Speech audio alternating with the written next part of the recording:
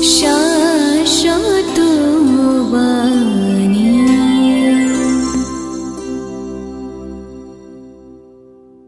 বন্দে পুরুষোত্তমম।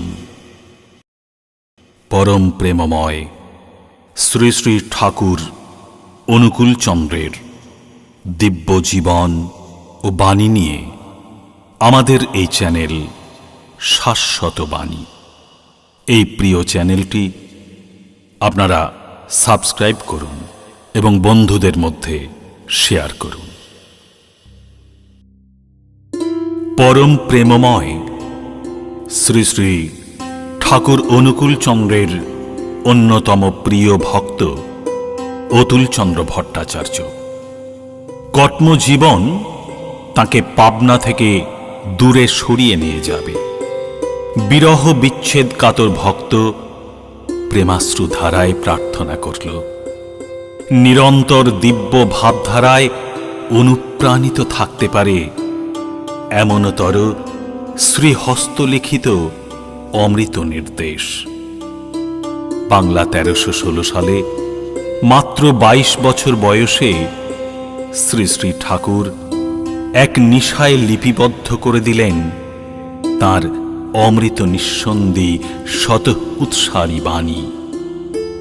ভক্তের প্রার্থনা নামিয়ে নিয়ে এলো পৃথিবীর বুকে মন্দাকিনীর পুণ্যধারা, যা সঞ্জীবিত করে রাখবে তাকে এবং যুগ যুগ ধরে প্রতিটি মানুষকে। মুদ্রিত সত্যানুসরণ বাংলা ১৩২৫ সাল থেকে বহন করে চলেছে এই শাশ্বত মহাবাণী। পরম প্রেমময় শ্রী শ্রী ঠাকুর অনুকূল চন্দ্রের শ্রীহস্ত লিখিত সত্যানুসরণ গ্রন্থ থেকে পাঠ। অর্থ, মান, যশ ইত্যাদি পাওয়ার আশায় আমাকে ঠাকুর সাজিয়ে ভক্ত হইও না। সাবধান হও, ঠকবে। তোমার ঠাকুরত্ব না জাগলে কেহ তোমার কেন্দ্রও নয়, ঠাকুরও নয়। ফাঁকি দিলেই পেতে হবে তা। ভারতের অবনতি তখন থেকেই আরম্ভ হয়েছে, যখন থেকে ভারতবাসীর কাছে অমূর্ত ভগবান অসীম হয়ে উঠেছে। ঋষি বাদ দিয়ে ঋষিবাদের উপাসনা আরম্ভ হয়েছে। ভারত যদি ভবিষ্যৎ কল্যাণকে আবাহন করতে চাও, তবে সম্প্রদায়গত বিরোধ ভুলে জগতের পূর্বপূর্ব গুরুদের প্রতি শ্রদ্ধা সম্পন্ন হও, আর তোমার মূর্ত ও জীবন্ত গুরু বা ভগবানে আসক্ত হও, আর তাঁদেরই স্বীকার করো যারা তাঁকে ভালোবাসে। কারণ পূর্ববর্তীকে অধিকার করিয়াই পরবর্তীর আবির্ভাব। সর্বপ্রথম আমাদের দুর্বলতার বিরুদ্ধে যুদ্ধ করতে হবে, সাহসী হতে হবে, বীর হতে হবে। পাপের জ্বলন্ত প্রতিমূর্তি ওই দুর্বলতা। তারাও যত শীঘ্র পারো ওই রক্ত শোষণকারী অবসাদ উৎপাদক ভ্যাম্পায়ারকে।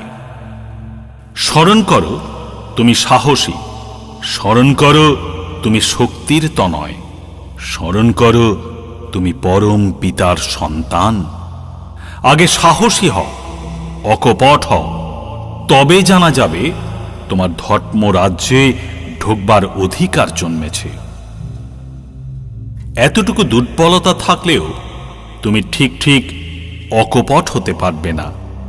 আর যতদিন তোমার মন মুখ এক না হচ্ছে, ততদিন তোমার মলিনতার গায়ে হাতই পড়বে না।